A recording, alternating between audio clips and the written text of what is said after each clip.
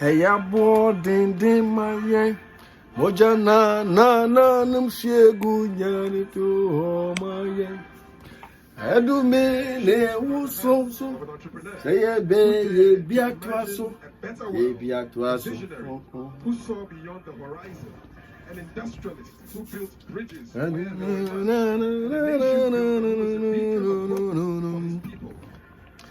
Oma yi sebe ye you, oma yi seri ye you. Ayese na se. To share the wisdom gained. Well, once again, good evening. My mama yina kwaba eba me page so from me yaw ana fi agema okofrobo. And then me name eba be share. Na share ya the new force yen leader and I say yen penny kese a oda no anyankopon ayi no so no na omeyi Ghana for emfree enkwaso mu nana Kwame Bediako ono na nyankopon ede na ba se ewiye mre omeyi Ghana for nyina emfree enkwaso kata se share proye krono awudisem NPP aban and NDC aban ede Ghana man no afam ayaba bedu sampempe so yi tenumre me ba ha we chia Ghana fo nyina ema mo nyina akwaba eba mafidi kase so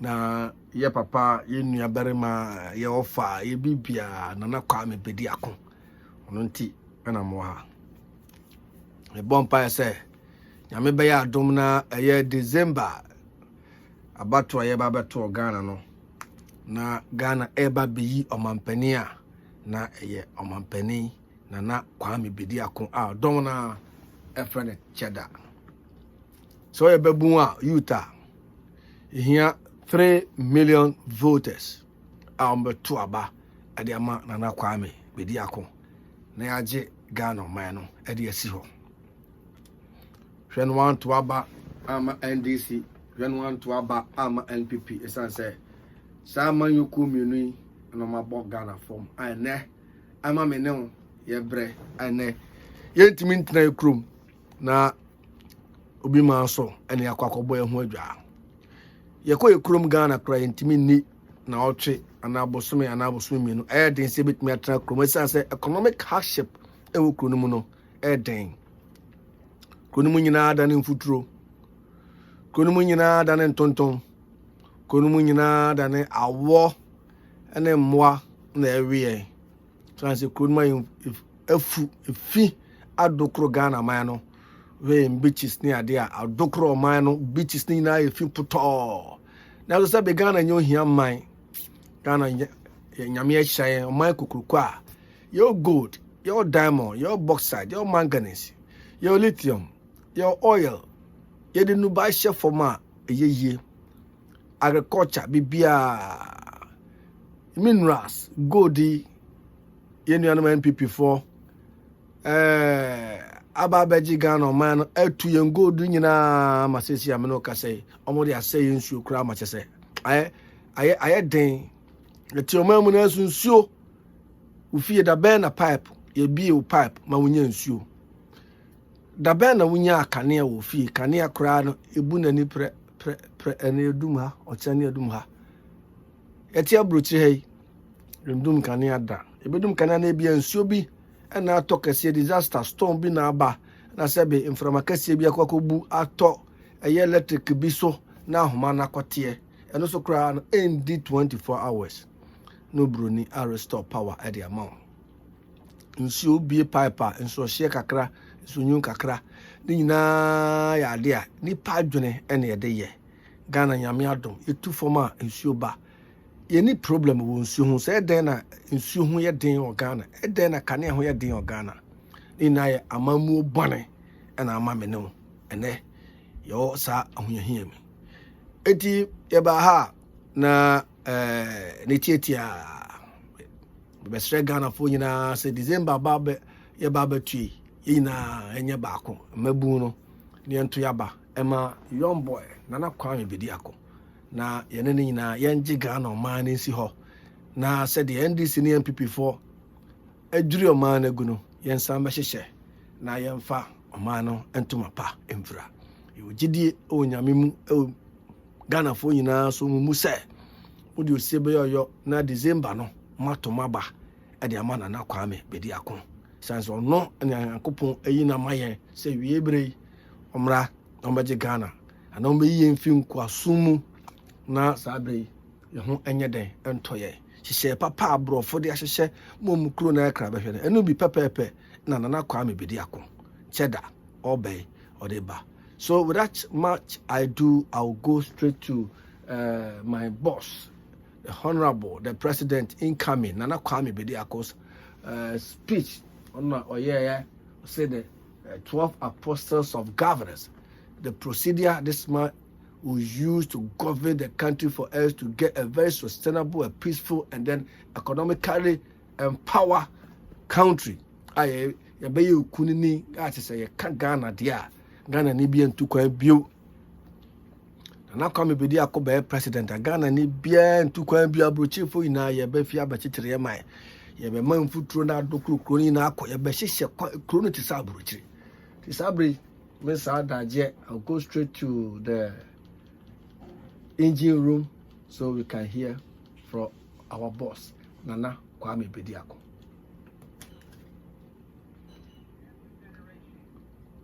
There comes a moment when a collective vision, driven by courage and determination, has the power to shape the future for millions.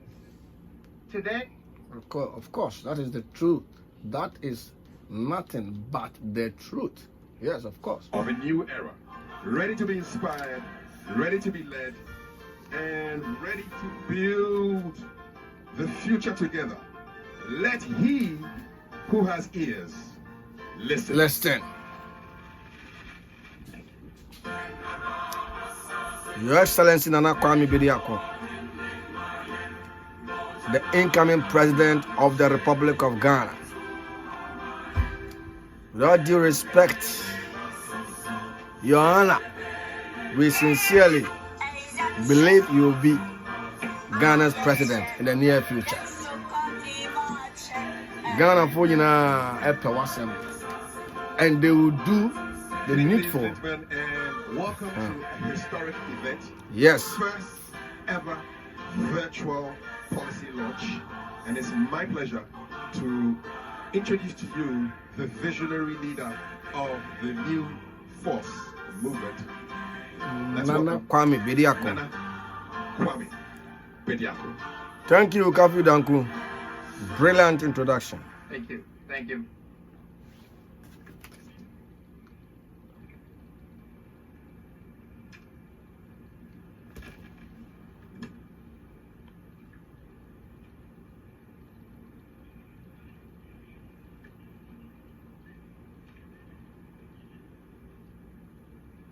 Well,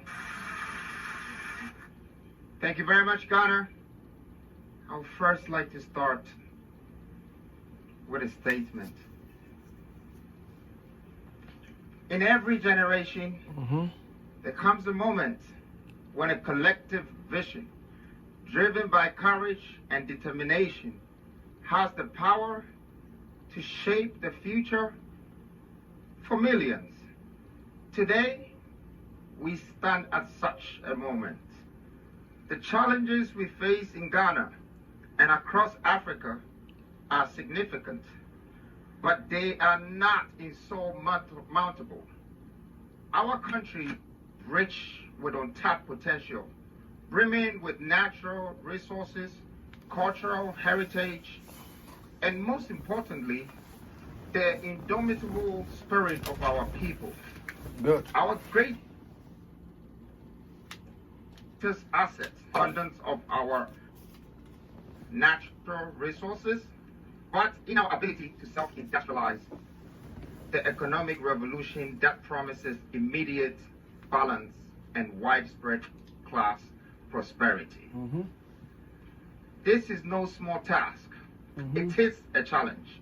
Of course. That has eluded many before me, often deemed unsolvable. Yeah. Yet, in this moment, we face an undeniable decision that must be met with courage and wisdom. Talking is no longer an option. Yeah. Action is imperative. Of course, it is and action. It must be swift. Uh-huh. In a country where the thief comes only to steal, kill, and destroy, we stand resolute with a higher purpose to build our nation and restore our rightful heritage. This policy is not just a vision, it is a call to action. A blueprint for a future where Africa claims its place on the global stage, not as a continent rich in untapped potential, but as a beacon of prosperity and progress.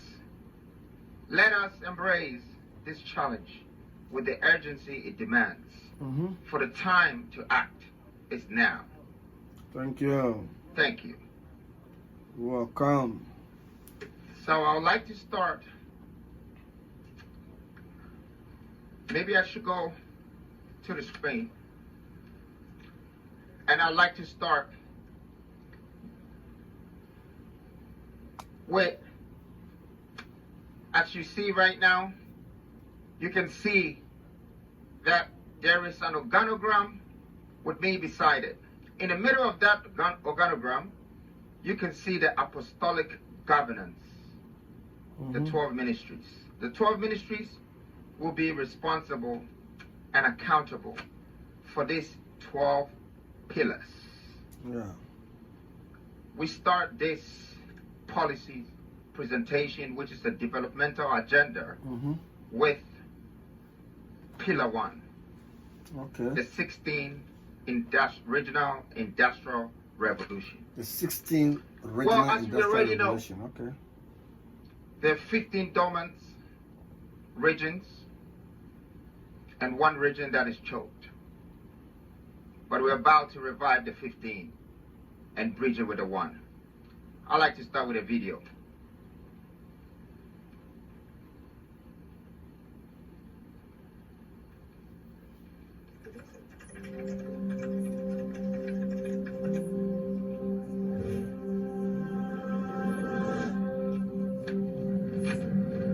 So we can play the first video, which is the 16th industrial revolution.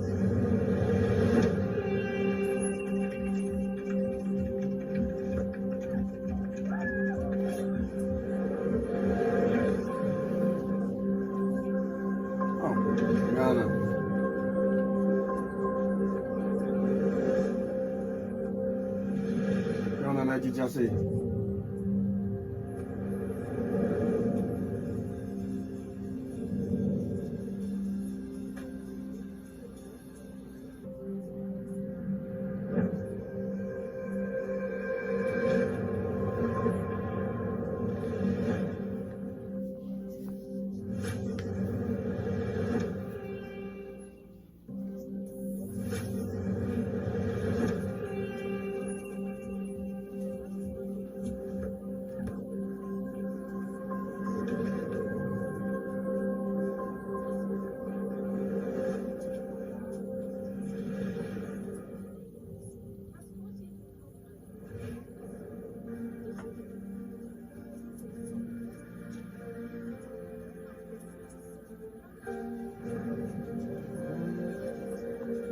Let me know.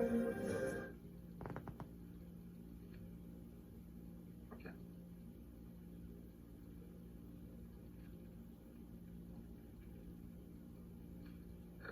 Just let me know when. All right. So that was the first video of the Industrial Revolution.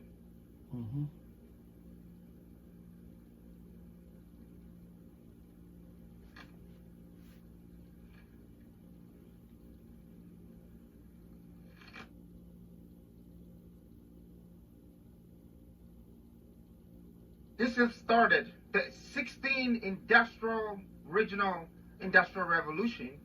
It's supposed to bring back the 15 dormant regions that we have left for so long and we haven't done anything. But tonight, I would like to unveil all the potential minerals arable lands and all that we have discovered through the research within the 15 regions to Ghanaians. Now, as you are seeing, we start by making sure we invest in all these 16 regions.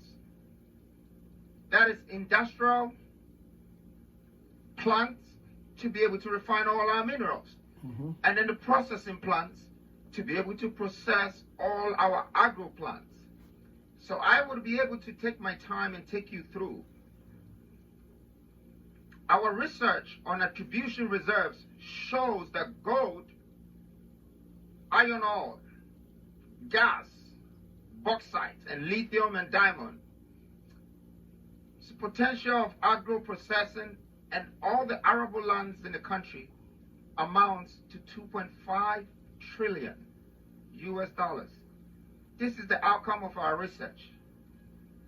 We are determined to bring out every region's wealth.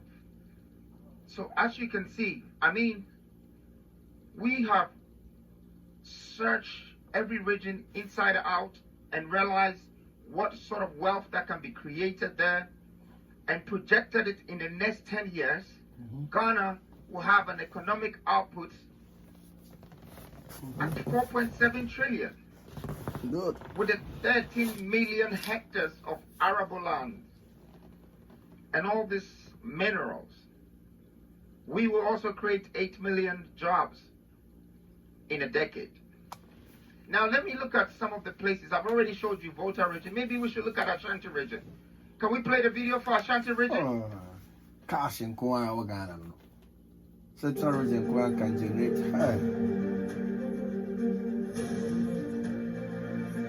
gold in Kwame. Regular ounces of gold.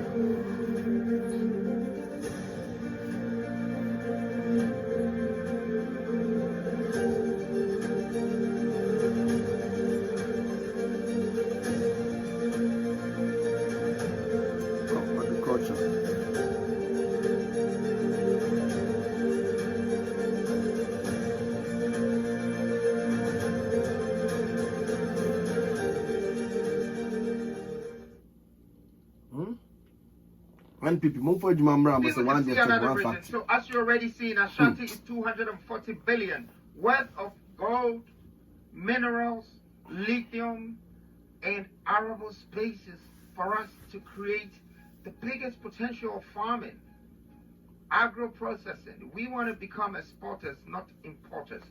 Let's look at Western region.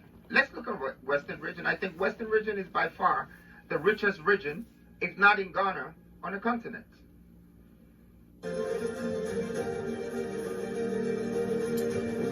Western region here, very poor city, also one of the richest in Africa.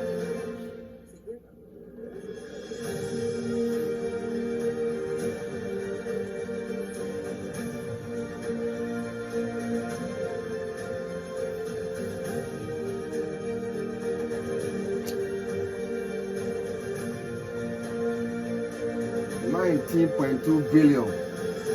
Wow. In agriculture,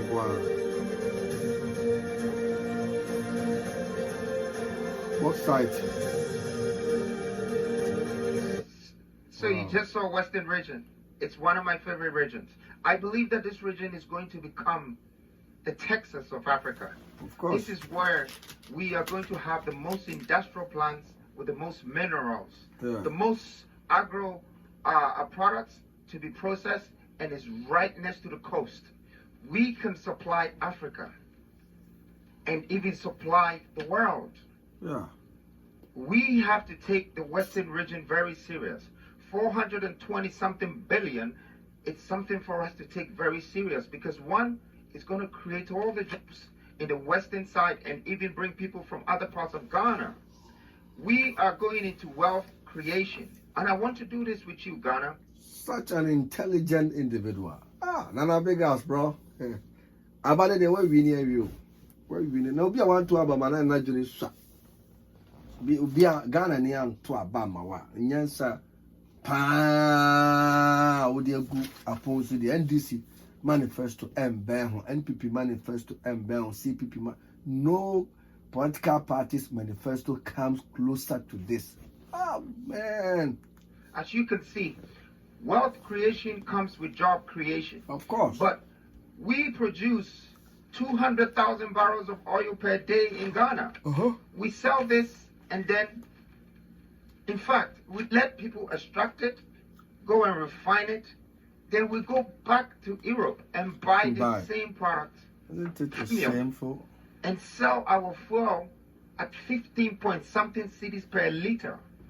All we have to do is build our refineries and we will have competitive prices and we will save the losses in the economy, the inflation in the economy, just because of industrialization. As we can see also, just our oil can also produce us all the petrochemicals. We don't need to import products. We need to export products. The more we import products, the more we drive our economy out of this country. The more we export products, the more we take in other people's economy into our country. And the more we would export, it means we have created jobs. You know, this is going to make Ghana become the powerhouse of Africa. Okay? We cannot do agric without the culture. Now you can see that we have a lot of farmers in Ghana, but we don't have the processing plant to process the farming products. So we do the agric, but we don't do the culture.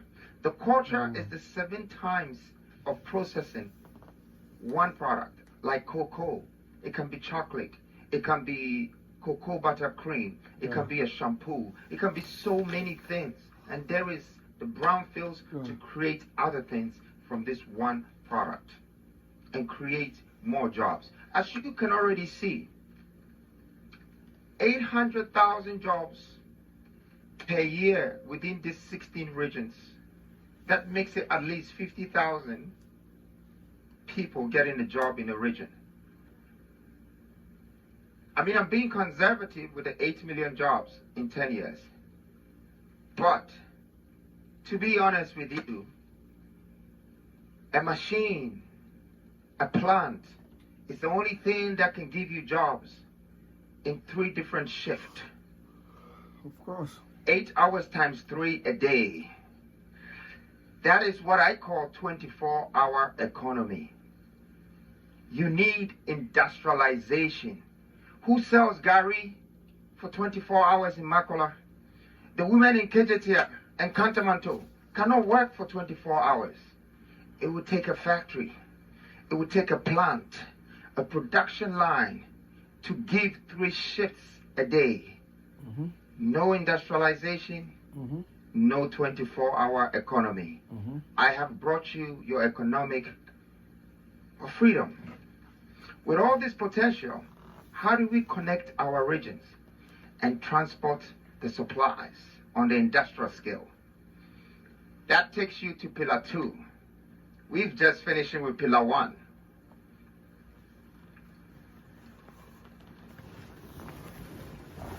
I can hear you. Nana kanina. Ciao.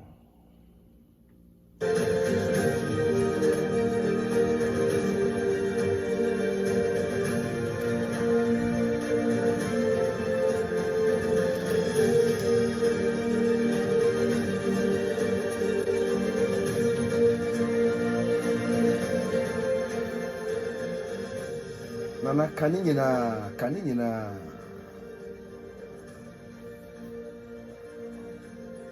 And this in MPP when a national cathedral I saw for enough from Muscanebi. NPP for now so for you I saw for crab or a crown. Ama Beni. Ama Tiba I saw for politicians, citizens, Obie, we. Look at Upper East. Population of 1.3 million. Let me say I was a Jumahina and this in the MPP Bediako Upper East region. Nana, the more crime brother Bellman, Penny Bishop, one district, one factory. We have just finished with Pillar 1, and I would like to introduce you to Pillar 2. I want a nation to give me this moment and pay me this attention, because this is truly a vision, a policy, a developmental agenda, and with or without me, it must be applied. So let's go to Pillar 2. Pillar 2 is the water transportation and inter-regional railway connectivity. This is Ghana's first water transportation. Now, as you can see, in the olden days, our fathers really had respect for these natural resources that we came to meet. But today, we don't have value for it anymore. We have to remember everything that we eat from on this land is grown by the water on this land.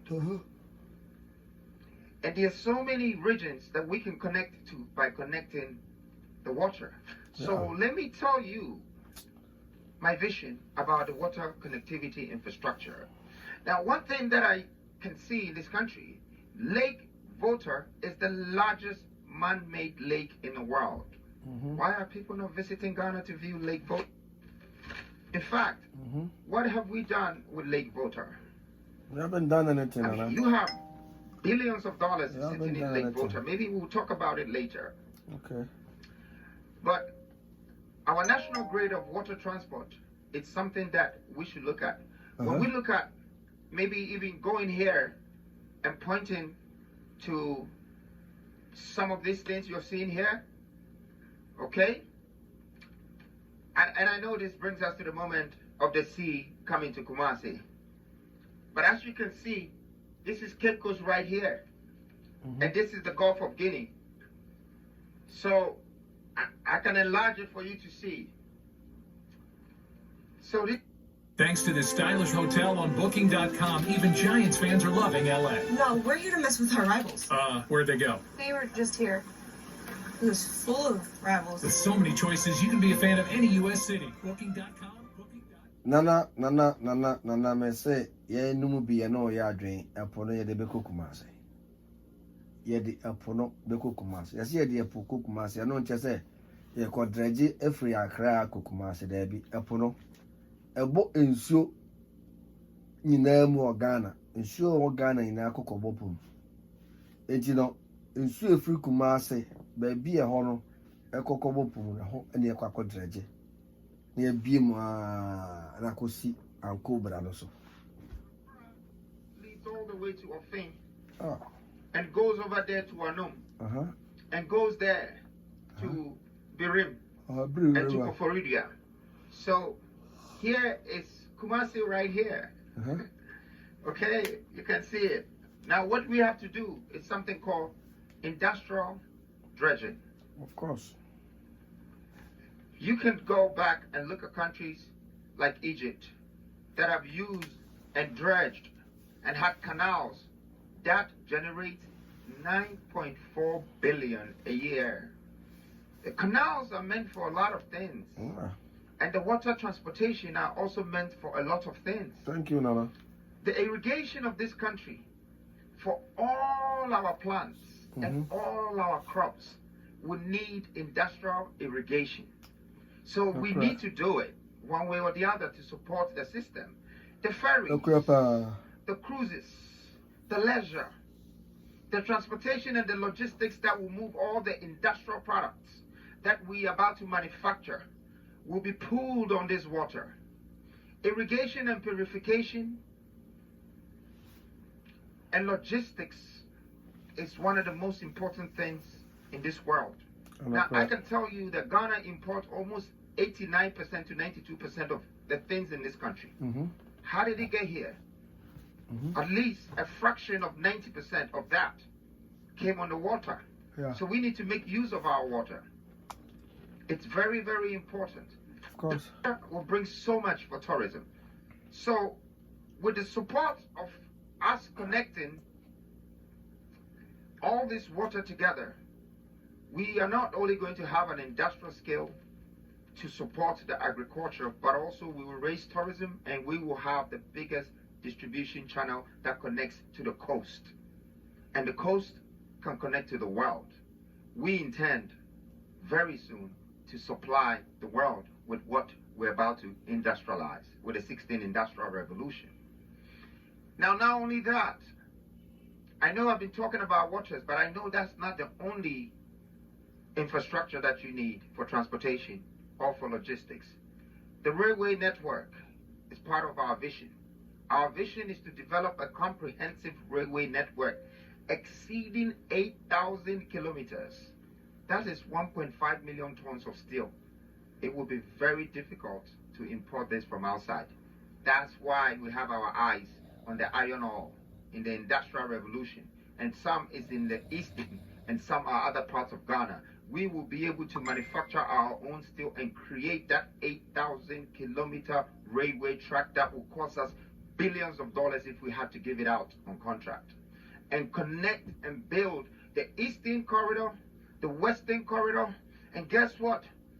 The gist of this vision is to also drive the railways to the 3 borders that faces Ghana. The one in Togo, the one in Burkina Faso, and the one to Ivory Coast. When it gets to the edge, we stop. That is us creating new transportation and logistical path, and not remain on the colonial roads that was built for us. Now we're making our own paths to distribute our own goods. But when it gets to the border, the government of that country is responsible to continue. This is going to give us a railway and a speedway around West Africa. Once every country continues from there. Well, I'd like to tell you something. It's likely when we get to the border, Ghanaians will be contracted to continue the railways. Because guess what? We will have the steel, we will have the skills. Just like what the English did to Europe. Once you have the skills, once you have the funds, and once you have the reserves, and you have industrial power, you're in control.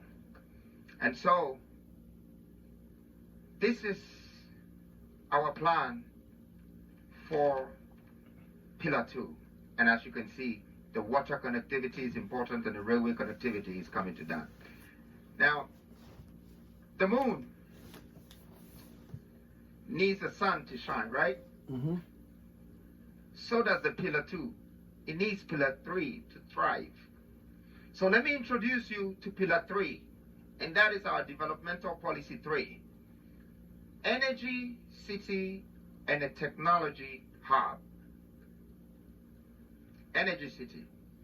And I know most people haven't probably seen this, but Energy City is built in countries like Bahrain, Qatar, many places. That's a consolidated energy resources and pipelines and big offices that connects with all mineral resources that produce energy. So our Energy City is definitely fit to add value to our industrial vision, to be able to create more megawatts, to be able to create more substations when we tap into our gas pipelines, be able to use our gas and our water. As you can see, there is hydroelectric power plants we have to expand. There will be wind farms, there will be solar farms, thermal power plants, such as natural gas and biomass power plants. Our energy sources will need to meet our industrial demands and the demands of our people. We need to build pipelines, and it's very important. I mean, when I say pipelines, pipelines across the regions to support the energy system and the infrastructure. But all of this is great to do. Ghana, just remember, we need even to move with a larger step going forward. I want to say this, 640 million people in Africa do not have access to energy. I don't know if you know this. It's more than 50% of Africa's population. Well, let me use this opportunity to introduce a subdivision idea behind this policy or this vision, and that is introducing the nuclear power plant in this country. We will be one of the main people and one of the best in the world to have taken this idea and implemented. The nuclear energy is rare in the world, and more so in Africa. But we have a chance to establish international relationships. We also have the chance to now trade uranium with Niger and Namibia. That's connecting already to be able to build this.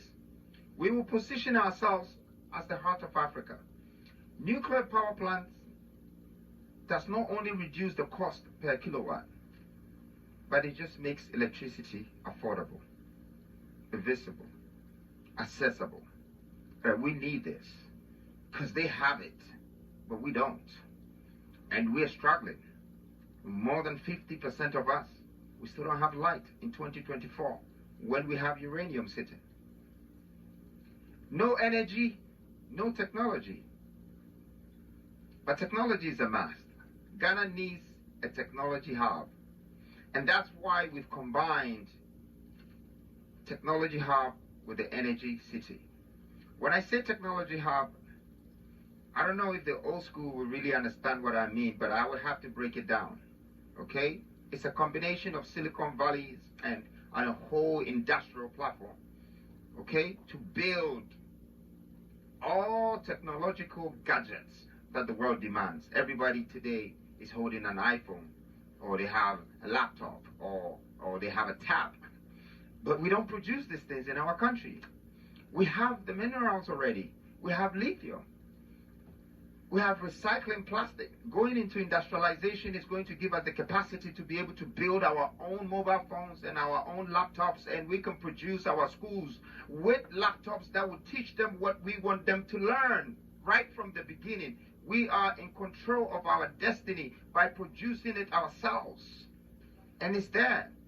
We just need to make sure that we put these plants and get this energy and produce these products and do this packaging and trade it to the world.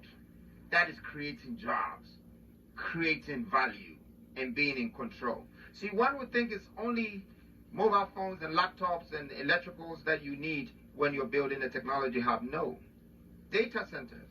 Our data centers are very, very important. So we intend to build more data centers, okay, to support the technology hub. But when they talk about data center, a lot of people think data center is just to store information and data. No, it goes beyond that. We want to position ourselves for the crypto farming in the world. So what our data centers is going to do is that it's going to start mining digital coin, tokenizations. We will tokenize. We will mine digital coins. We will mint. And I know the young people, the youth understand where I'm going with that because they know they're the future. This is the future of finance. And it's trillions, multi-trillions of dollars. We need to tap into this industry and have the power for them to create the demand from us. This is going to make us become the gateway to the multi-trillion-dollar Web3 industry in Africa. This technology hub is going to put us ahead. We envision that Ghana leads the software revolution in Africa and the hardware revolution in Africa. We need data centers, and we do, to even support our artificial intelligence and deep learning. It's obvious that no energy, no technology. That said, without industrialization, there will be no digitization. It is impossible. Hashtag, it is impossible. No industrialization, no digitization. Let me take you to Pillar 4. I know you're with me. And Pillar 4 is one of my favorite pillars. Thanks to this waterfront hotel on Booking.com, even Yankees fans are loving Boston. Oh, no, we're keeping tabs on our rivals.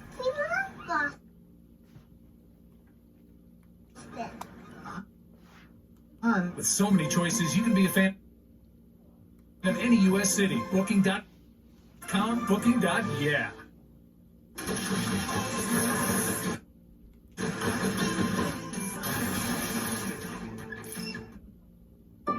you think of Larry Hogan, know this. His entire career, he's been anti-abortion. So don't let him fool you now.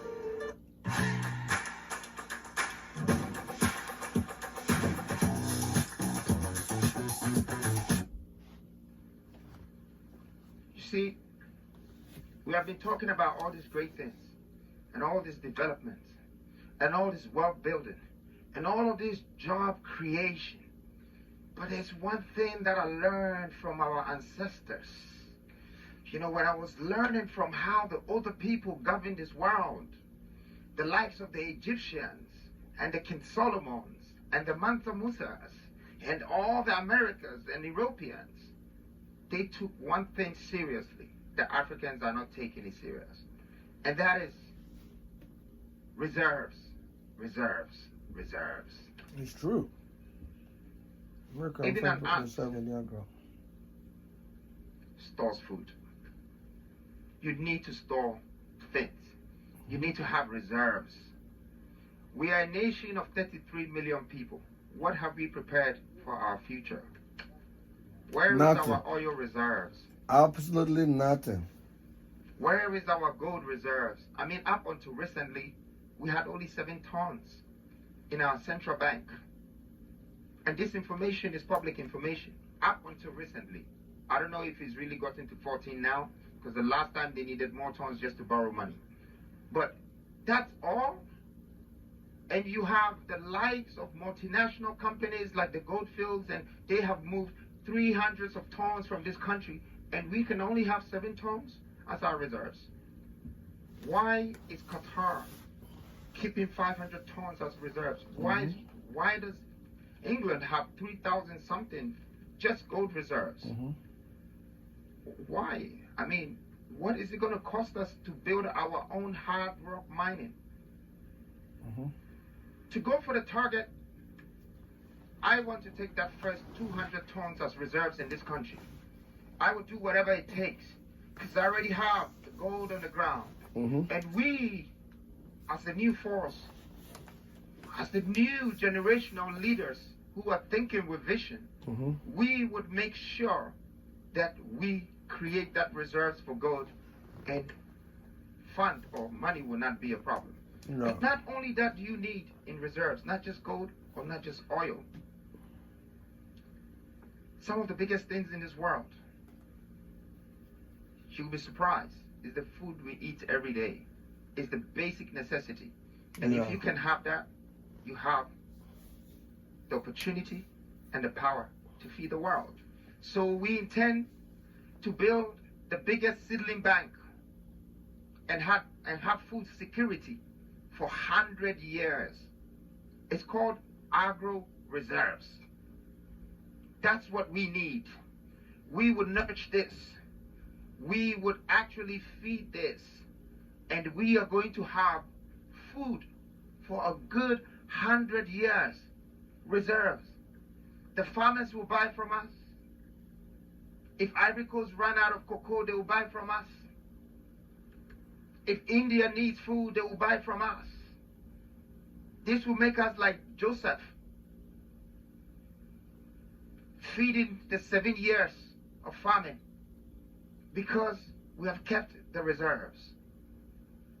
There are minerals that we can keep reserves. There is copper, there is iron, there is bauxite. All we have to do is keep extracting, keep creating the jobs with the people, and letting them have the chance to be able to bring these things out of the ground and keep it as reserves.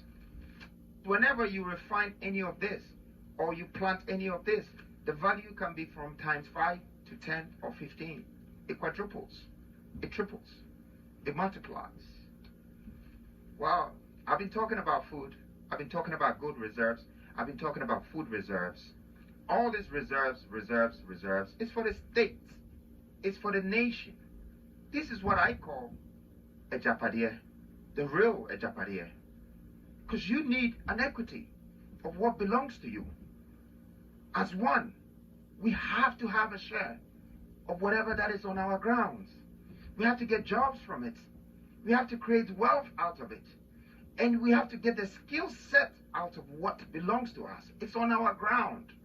We are the landlords of Ghana. It should be shared among us equally. But with all the reserves, there's one thing that I would like to add, and I know we probably never thought of it. But why do we buy money? Why do we have to go to England or go to Switzerland, to Delarue, to print our money? And after we fly or ship the money, before we have money? What happened to the industrial power that we're creating now? We are going to print money at home. We don't need to go to England or America to print money. We don't need to go anywhere else to go and buy food and bring it here. We don't need to pay 7 times the taxes of whatever that is already in our country and someone has just packaged it. We go and buy it for premium price and bring it back here.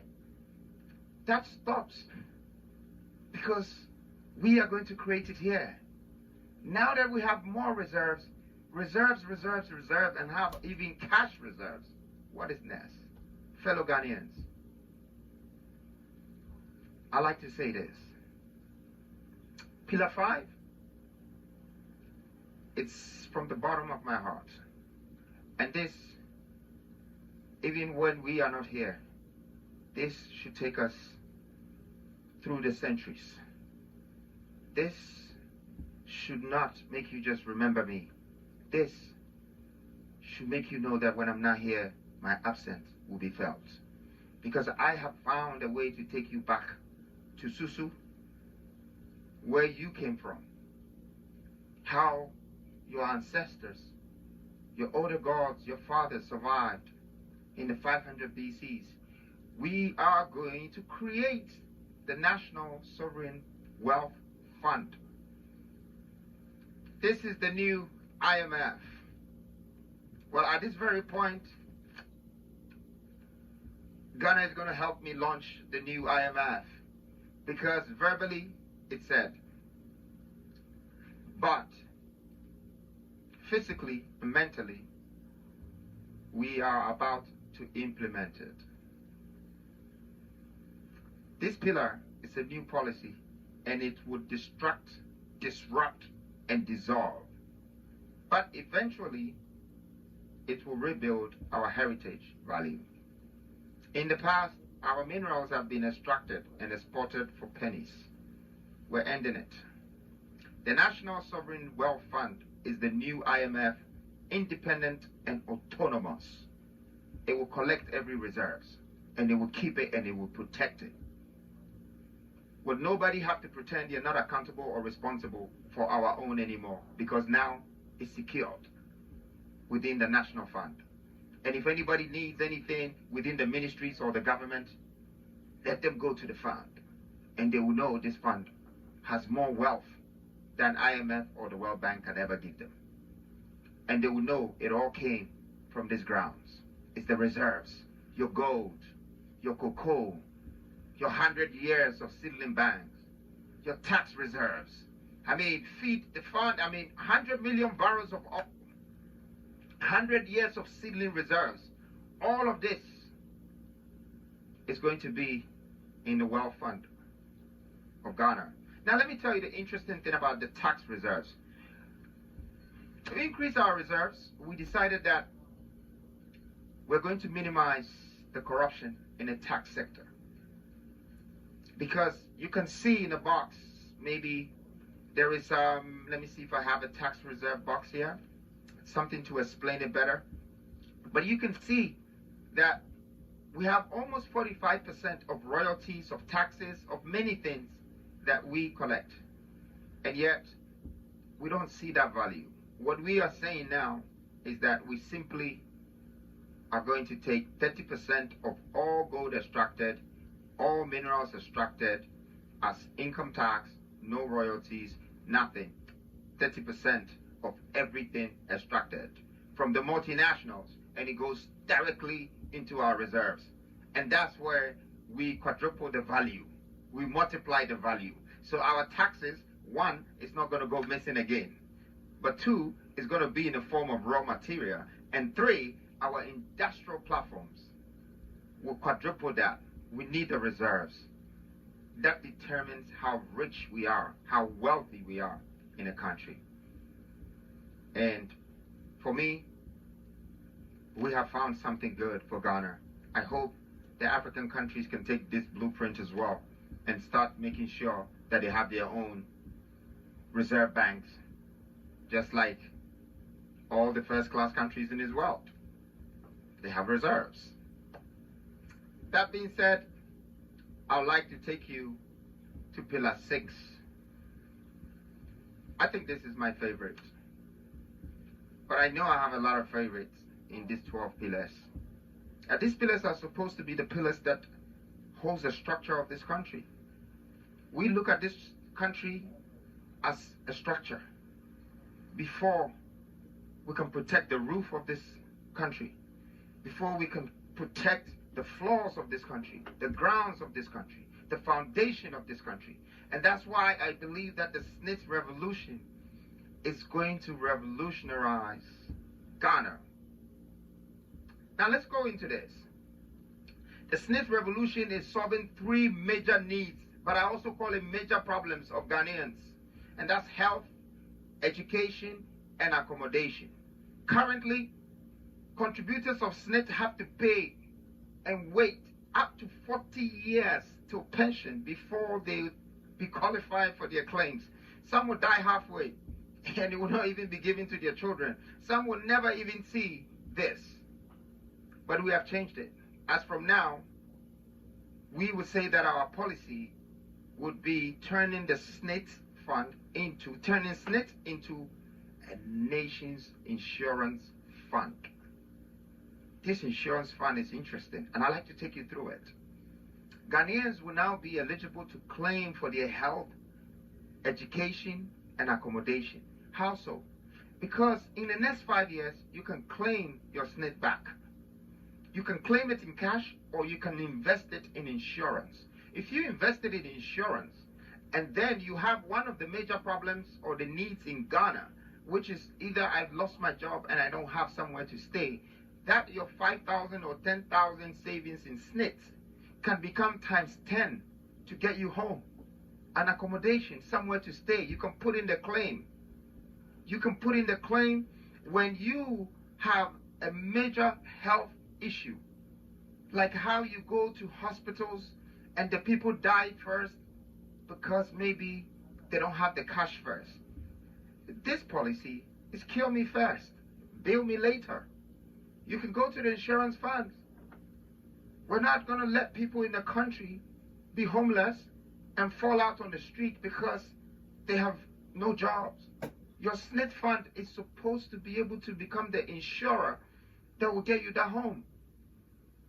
And this is what is going to happen. Once we do all of this, we're going to create a fund. This fund will guarantee payments for investors. So I'm a developer. I will be interested if I know that 100,000 Ghanaians will rent homes from me, as long as there is a claim and guarantee payment. So it makes sense for me to put a feasibility study together for whatever investment partners and do that development, because it turns around. It's also going to attract, investors in the hospital area. Is going to attract even educational facilities. It will bring all of that together. I know that this next revolution might be stepping on some conditions that already exist, but sometimes we need to change our clothes when they're too old or when it's dirty. We just need to move on. It's another day. And so let's change it and let's move on. Now, Pillar 7. I know I've been saying all of this, but it say if you want to educate a nation, you educate the woman of that nation, and it will transcend, it will go down further.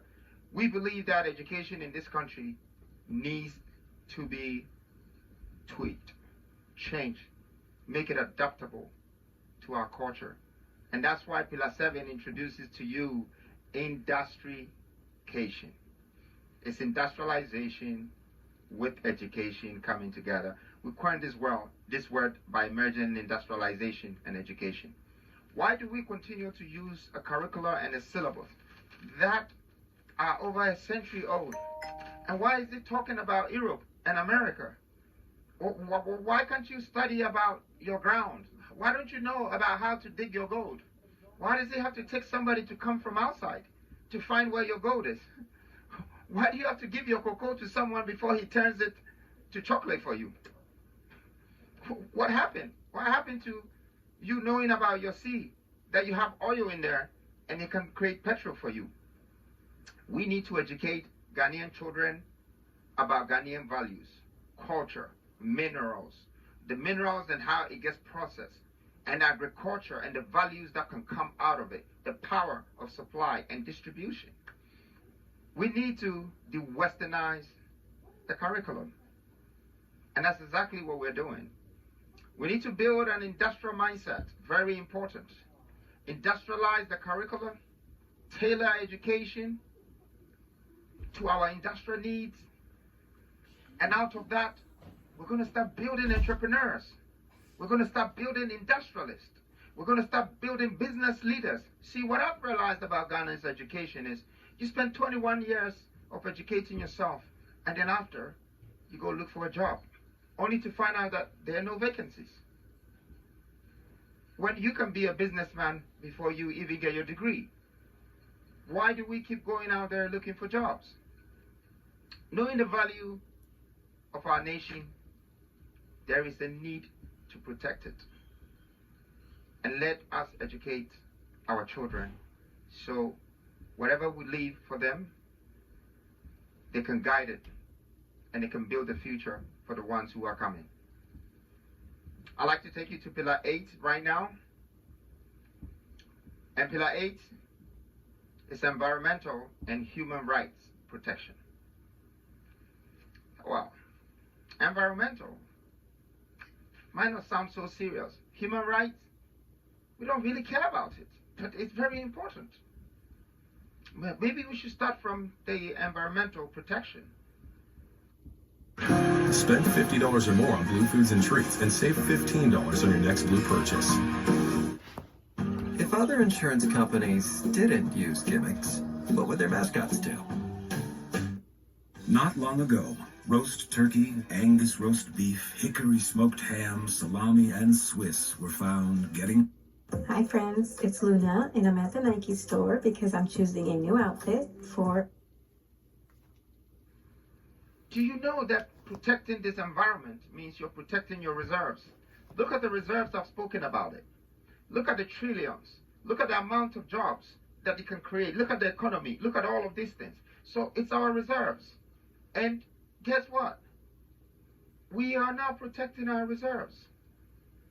That is our hidden treasures. The reserves is also in the hidden lands, in the waters, the oil, the fishes, the gold, the bauxite, the lithium. It's all in the ground. It's in our water. It's in our farms. So why are we not protecting it? Why is maybe an institution like EPA busy chasing me for a residual income or chasing the average Ghanaian for a permit that is given already when their main aim is to protect these valuable assets? Okay, I mean, you're looking at something like the water poisoning of this country right now. It's hilarious. Almost every water body is poisoned. And we are talking about a water connection, purification, and irrigation. Do you know what it's going to cost us to do that? This water purification, to get all our waters back to the way it is. Do you know that this water poisons the land? And this is the land that we grow our crops on. Why do we poison our lands where we grow the food on? Why do we poison the water that we live on, the reserves? Why do we continue to poison the waters that we have our fish from? Why are we poisoning everything? And if it's not us, why do we allow people to do it? Why are we destroying the forests that cleanses the air for us? This policy is for us. It's supposed to be highly valued. Our national assets, our forestry reserves have billions and trillions of dollars sitting in it. But no one is protecting it. And no one is counting it. And no one has got stock of it. But yet we're running around. We're sitting on gold by looking for money. Yes. And when you look at all of these things that I've said, you see there is the Forestry Commission, there is the Land Commission, there's all these commissions that can collect commissions. But first, what I think we should do is to build something that would take the records of our lands properly and all national assets on a blockchain platform. This is where the technology hub comes in. So we're going to have a Web3 blockchain development centers that take stock of everything that we have in this country and control. And it goes in their national fund. Industrial purification to clean our water bodies, overhaul the EPA, and ensure that it delivers the duty effectively. Let's enforce environmental protection laws with no fear or no favor. Environmental protection alone is not enough. We need to protect the rights of our people. The human rights protection. I mean, I wanted to show the video of what I saw today at River Pra. I hope that they managed to show it. Yes. So we know that we're a problem now. And let's go to the human rights protection. Okay? For me, democracy is only an illusion unless the people's voice can be heard. But why have we disenfranchised millions of young people for so long? Why? Why have we stifled their voices? Let's allow the young people to vote. Let's allow them to have a voice. Let's remember that we've lived more than half of our future, or we have already outlived our future, and let's prepare the grounds for the young people. Let their voice be heard. Let them be a part. Use the appropriate institutions to educate young people about their voting rights. That's democracy. It's their voting rights, their human right. The voter registration must be open and accessible so long as a citizen turns 18. Let's not take this right from them. And then also, let's protect our journalists. By any means possible, this is freedom press. Let's ensure that there's press freedom in the country. Encourage the citizens' journalism also to deal with facts, but also protect them so they can speak and their voice can be heard.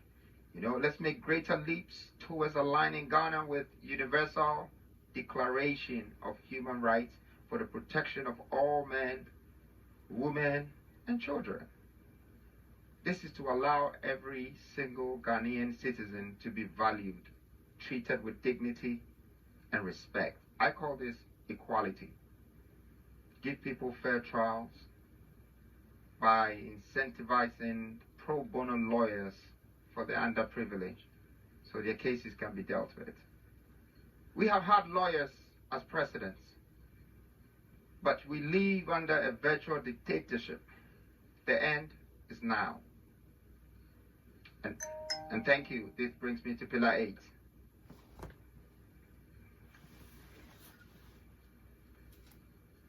All right, so at this point, being at Pillar 8, well, I've been talking for a while now. I think I'd like to take a little break, but let me call the moderator. Let me just bring Kafi back on stage.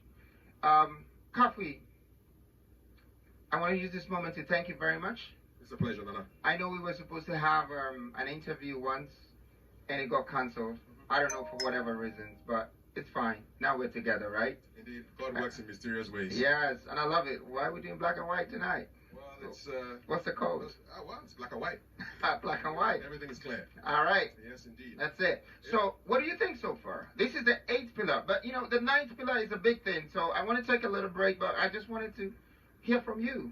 Yes, so well, there's a lot of action virtually, and so people are connecting with the first ever virtual policy launch in this beautiful Republic of Ghana, and keep those interactions coming in. We'll take a quick break, and we want you to keep your eyes focused on two numbers, 10 and then 276.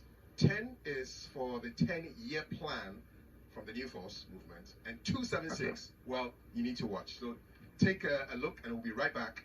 Don't go anywhere.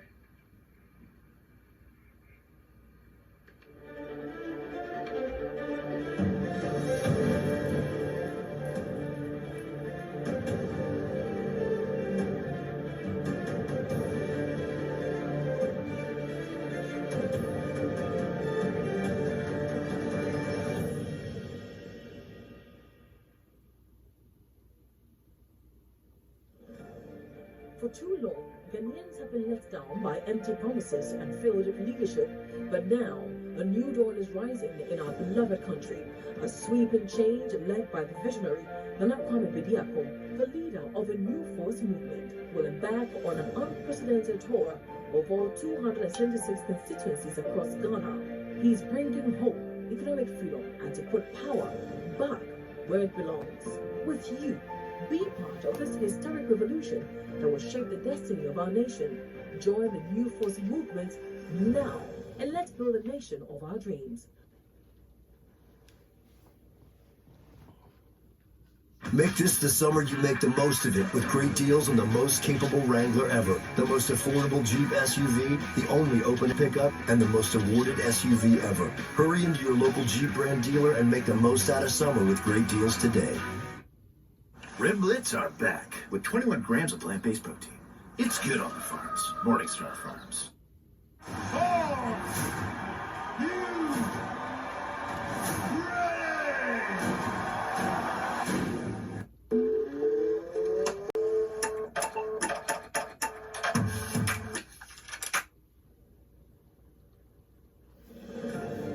For too long, Ghanaians have been let down by empty promises and failed leadership, but now a new dawn is rising in our beloved country. A sweeping change led by the visionary Kwame Bediako, the leader of a new force movement, will embark on an unprecedented tour of all 276 constituencies across Ghana. He's bringing hope, economic freedom, and to put power back where it belongs, with you. Be part of this historic revolution that will shape the destiny of our nation. Join the New Force movement now, and let's build a nation of our dreams. And that's my connection with His Majesty Nitaki. I've been watching you from afar, His Majesty, and game recognized game and real do too. We've enjoyed me in the buy, a Frebako peace, and a Frebako unity. In fear, Ayabako. Yasase Ayabako. Nipaniso Ayabako. And so a Chamweshiano Ayabako. We are kings, we're queens, we're leaders, and we have to take it. Because power is not given, power is taken. I stand behind you in any power you take, and I know you'll be behind me too.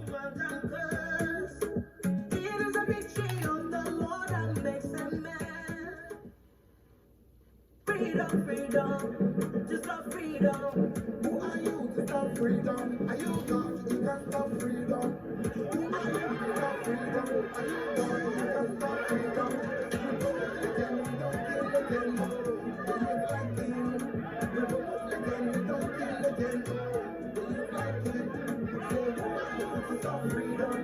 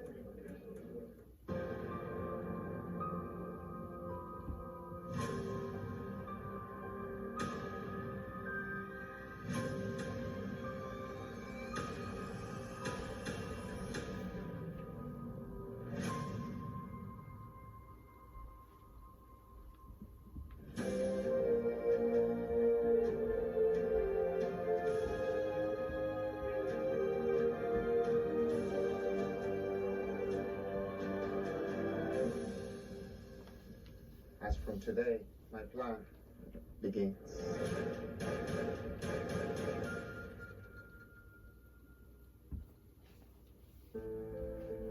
The 16 regions of Ghana are bustling with untapped riches. Western region boasts of $412 billion in mineral resources. Volta region holds $192.6 billion. Eastern region holds $174 billion US. Together, our regions possess trillions in wealth. Ghanaians, this is our divine inheritance. Why should we sell our raw materials for a pittance? Why let others profit while we languish in poverty? This narrative must end now, and the 16th Regional Industrial Revolution is the answer.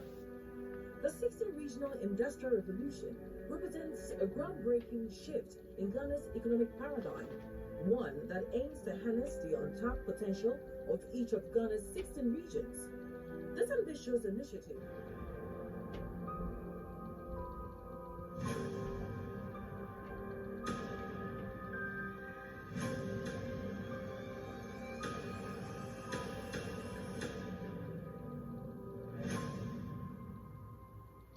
It's exactly 97 days to election 2024 in the Republic of Ghana, and you're watching a historic first ever virtual policy launch. The speaker is Nana Kwame Bediako of the New Force Movement. And during the break, somebody was asking me, so when are we going to hear something in any of the Ghanaian languages? Did you cover that base? Listen, I'm a very proud Ghanaian because I can't be anything else but Ghanaian. And when you're Ghanaian, you have to remember this country has a lot of dialects. Out of the 16 regions, we thought of every single region, and there is a transcribed language on every regional industrialization policy. I mean, maybe I should play some for you to see. From Volta to Ashanti to you name it, to Upper West, Upper East, we thought of everyone. Policy is not for me or us. It's for Ghana. It's for the people of this country. And that's why we've had them in thought. And it's theirs. We want them to know the cost, the value, the jobs, everything that land owns. They're part of it. It's part of the equity. So please, maybe we should play it for you to get familiar with it. Timantim Etigoda owns a big of East Yara Martin Dong Kafira. Volta Lake, Nina Amantowa where. Tutu Yaladin, your northern region, what in Banyaladan Gas. Sitapa family, Yara Ayuman. Apa East region, Tarpaga, ever more, Tichengonza, Assassa, so opening into food, Nassassa, Buzian Kaza. Oh, Ghana, I'm not looking away at Gigan for West region, Palo, Yechi, and Sarfana. All right, Nana, we're going to continue with Pillar 9. I think it's quite an interesting one. Yeah. Take it away. Thank you very much, Kathleen. It's almost been an hour and some change into the evening since we started this presentation of our developmental agenda and the policy. But now I'm about to get you into Pillar 9, the apostolic governance, the 12 ministries. I mean, apostolic governance, it's a title, some title right here, but it's the 12 ministries. They say less is more. Our government will be the leanest, most efficient in the history of African politics. We present to you the apostolic governance, 1 president, 12 ministers. Create a lean government that will be responsible for the 12 pillars. Now let me start. I'm going to press this, like when you go into one of these, maybe we can press one of them, and let's pick one. I'll take you through a few of the ministerial mandates, because I think it's very important that you know what they have to do. So we start with Ministry of Finance. Over the years, there has been a lot of judgment that a lot of salary shortage, a lot of paying without returns. We realize that, not to put blames on anyone, that the Ministry of Finance is struggling.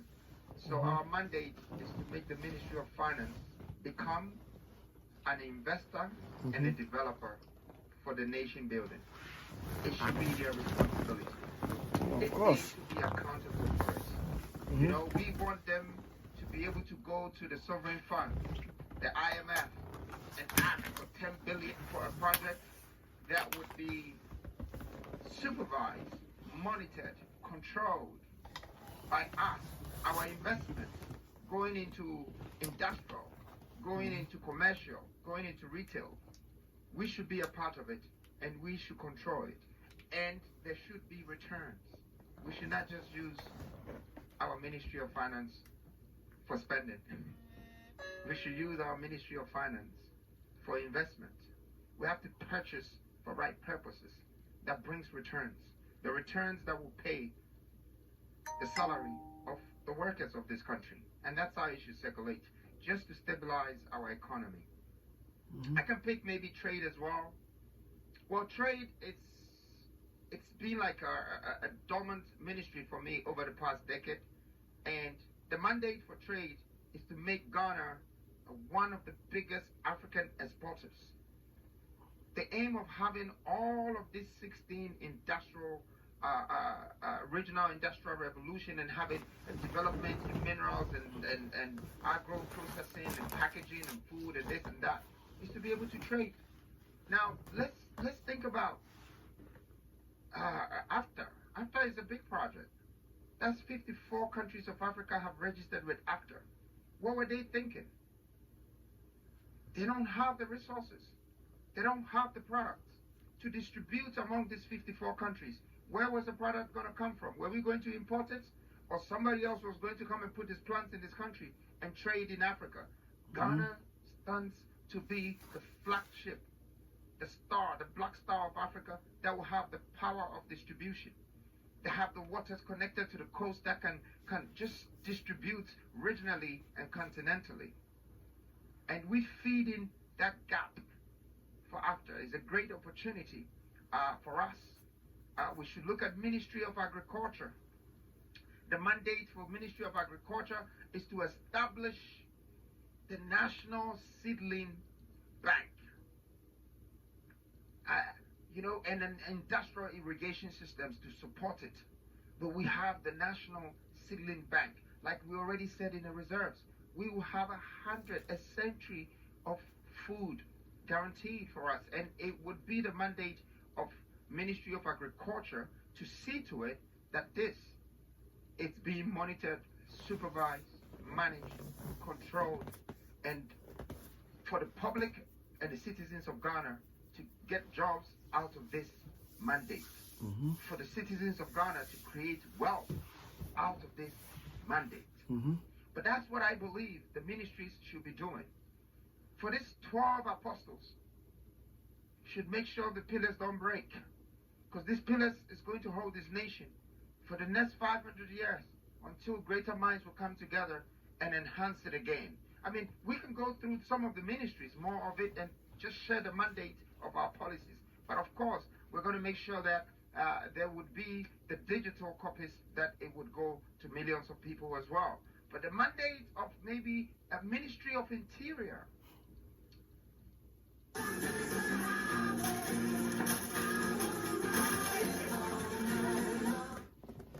Coat and protect your throat against irritation. New Ricola Throat Balm. Petco knows the right brush for the right breed. We don't know why he likes to make out with himself.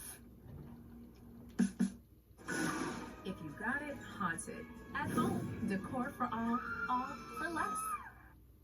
To secure the right salary and structures and benefits for security service, like police, fire service, prisoners, or prison officers, immigration officers.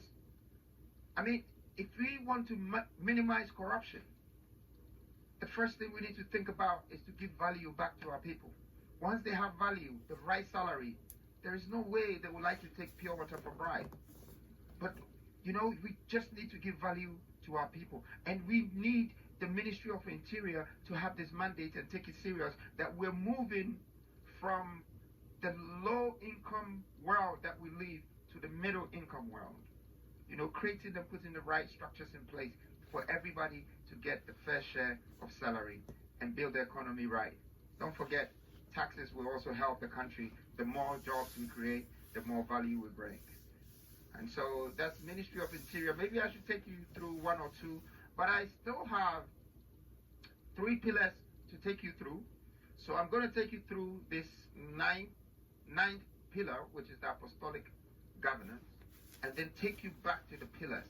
But there are more and more. You have 12 of these. We are here to build an army of dedicated Ghanaians who will manage this great nation.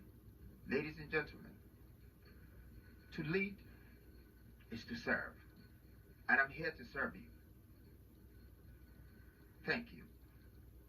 Now I'm going to take you out of the apostolic governance and I'm going to take you to one of the biggest pillars. Surprisingly, I guess the title alone, Ghana raising Ghana's first $50 billion. I mean, this are kind of figures when you call, it's like, how is Ghana ever going to make this money? Because we're only struggling over $3 billion and we barely get it. How are we going to raise $50 billion? Yes, we are going to raise $50 billion. Says who? Says the young man standing in front of you. This vision and this policy is going to make it happen. If you ever wondered where all this money will come from, well, this is it. And it's very simple. So we decided a collaboration between the Ministry of Foreign Affairs and the Ministry of Interior come together for one purpose: to empower the immigration services of this country and create the citizenship package to monetize Ghanaian citizenship only for Africans. Now I know that this vision and this idea is going to save Ghana, but it's the phase 1 of it. The target is 1 million Africans to invest 50,000 in Ghana in exchange for Ghanaian passport. They can invest in our gold, they can invest in our oil, they can invest in our agro processing, they can invest in all the things I've told you, because Ghana will have the biggest, most booming economy and is going to attract Africans to come in this country. But they will also want to be a part of Ghana's legacy. And so we have to take advantage of that and raise the 50 billion from Africans by Africans. This very policy marks a history today, because we would not need the Western world to provide for us anymore, now that we know we can raise 1,000 times more than they give us. But remember, this is not only about the money. The grand agenda in this is introducing African unification. Is going to start from Ghana. We would be the first people to start the project USA, United States of Africa, by people joining us, and we welcoming them through our borders, but also they will be investing on our land. See, we're about to initiate a borderless continent, and trade will come through, investment will come through. Our neighboring countries will join us. We're about to join hands. We're about to have an entangled economy that cannot be broken anymore, that cannot be separated anymore. See, we have been regionally separated by borders, and internally we have been separated by tribes. Once now you have the water connecting, we're coming together by tribes. Once now we have the borderless continent, we're coming together by countries. This is about to end. We are going to import our talents and skills from across Africa. Everywhere. In fact, Niger, I know you're watching me, Nigeria. We are coming for you. I know Just you, Nigeria, if I decide that 1 million of you should invest in my country passport, you will bring the money in 5 days to Ghana. You would give us 50 billion more. And I promise you, we will trade with you in gold, in oil, and we will make ourselves become successful because we're going to raise this capital amongst ourselves.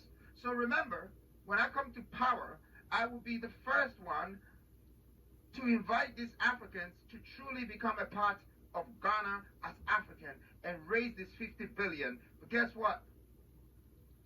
There's a phase 2 of this money raising. And it's a grand invitation of people of African descent. History will tell the rest. Now we either move forward together or we stand still, separated. And it's one of my favorite pillars. The 10th pillar, it's just a great news for us, Ghana. It's just a great news. We found a solution. Now let's go to pillar 11. Pillar 11 is interesting also, and it's national security and data protection. I mean, we have national security, but we should remember this. Data is the new blood, and we must secure it. We need the data. That's why we're building the data centers. That's why we're minting. That's why we're building the blockchain and the Web3. The Web3 to store the data and information of this continent. Our aim is to build Ghana's first Web3 platform to support the National Sovereign Wealth Fund. Migrate all national data to a national Web3 platform and store our health records.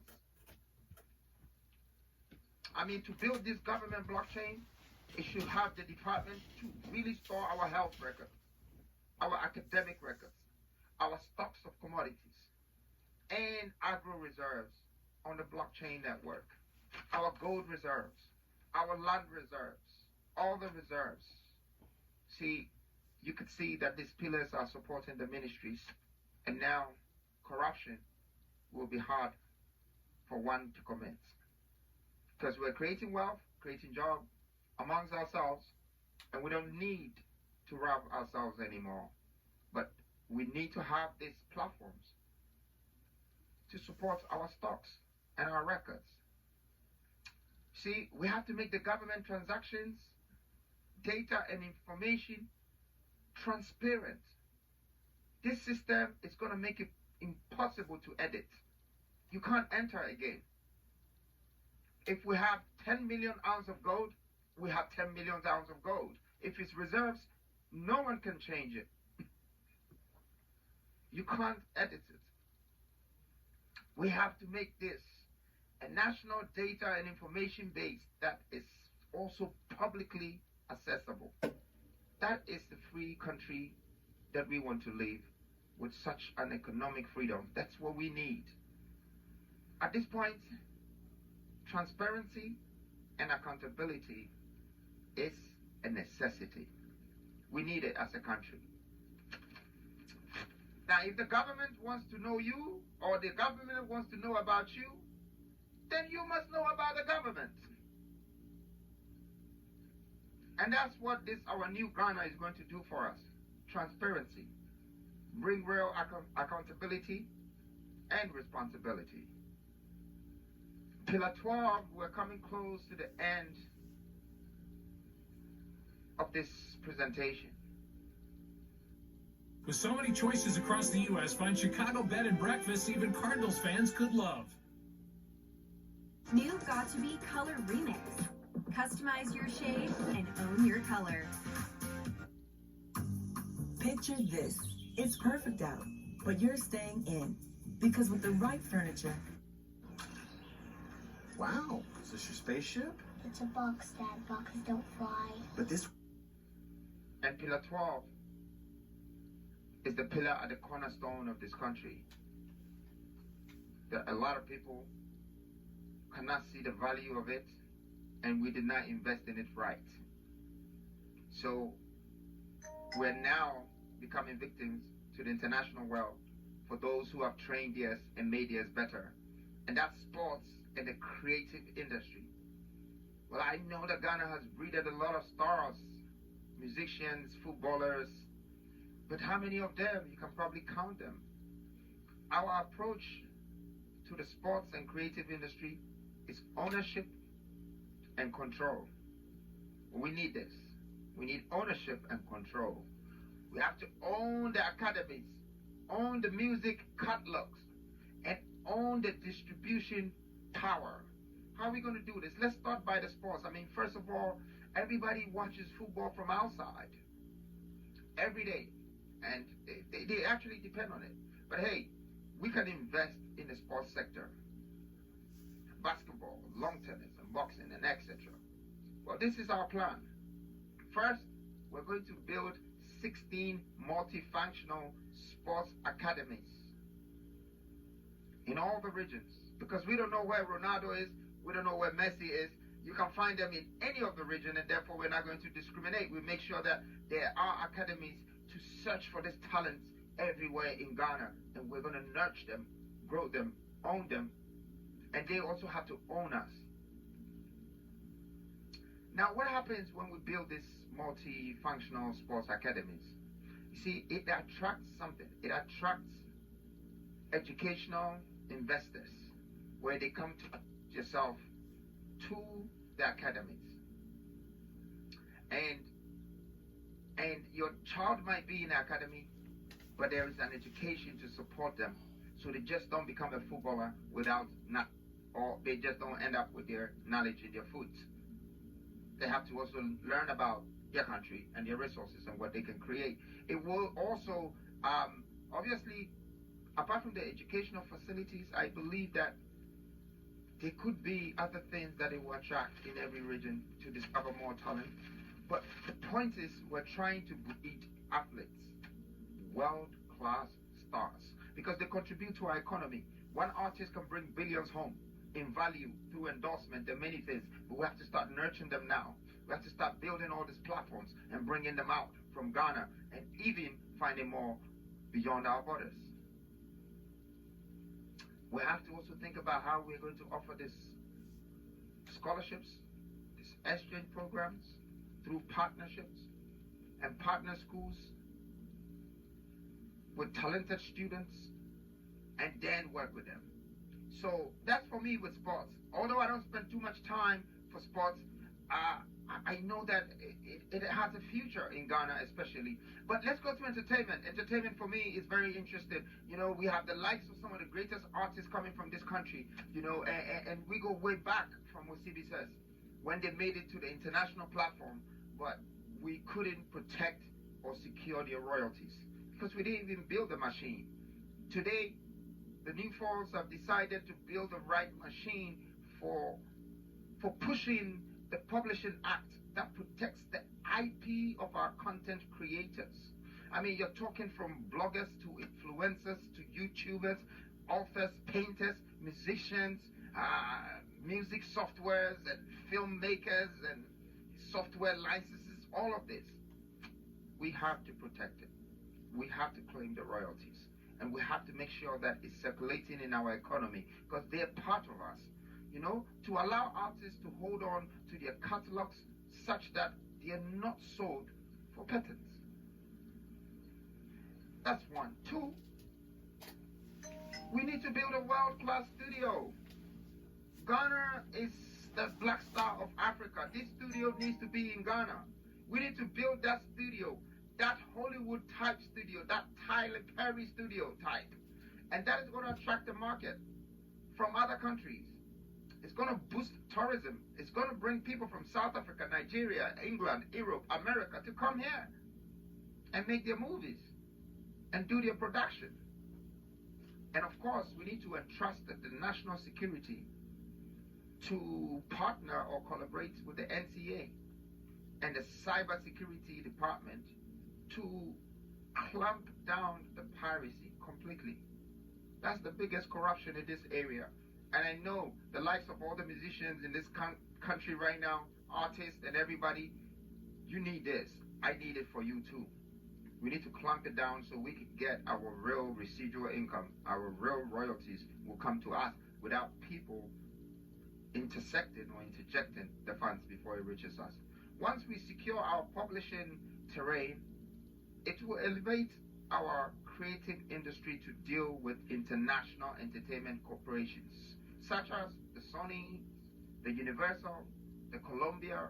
You know, we need to partner with them. The iTunes to distribute songs, all the international giants. And talking about creative industry, we can't talk about creative industry without talking about fashion and arts. Now, fashion is important. The way you dress is the way you are dressed. But hey, we have to create a world-class art gallery for the African art and culture. And this comes together. It comes together with the people. You know, you have to mix the two. Create the pattern, the plant, and the production. When I say pattern, I mean you have to understand what fashion is when you go from cotton to textile to yard and to the pattern before you bring the shirt or the clothes. And then you have to be able to have industrial power to do more production, excessive production and distribute. This is where I think with our fashion industry need to go. You know, having power of production and power of distribution by using the cotton right and get the shirts out. This final pillar shall be managed, monitored, and evaluated by the Ministry of Tourism. I'm now bringing you to the end of my presentation, and I stand for 3 different things. So is the new force. It's equity, equality, and empowerment. Every individual deserves the opportunity to thrive, regardless of their background, gender, or circumstance. We are here to foster a society where every voice, from different, able to be, to the underprivileged, everybody have to be heard. Where every talent is nurtured, and every dream has to have a chance to become a reality. This is our commitment, the new force, to create a new Ghana where equity, equality, and empowerment are the norms, paving the way for a country that is forward, that is inclusive, just, and truly a transformation. Let us move forward together. And with this vision, united in our resolve to build a brighter future, a more equitable future for all, for one Ghana, one people, and one nation. Thank you very much for tonight. I would like to bring Kwame back. Maybe I need to talk about the 10-year plan, which is the 7 non-negotiables. The 7 non-negotiables. Well, thank you very much. That was the president representing the New Force Movement, Nana Kwame Bediako, who is also contesting to become Ghana's first ever youngest president. My name is Yao. Have a wonderful evening. God bless you for listening.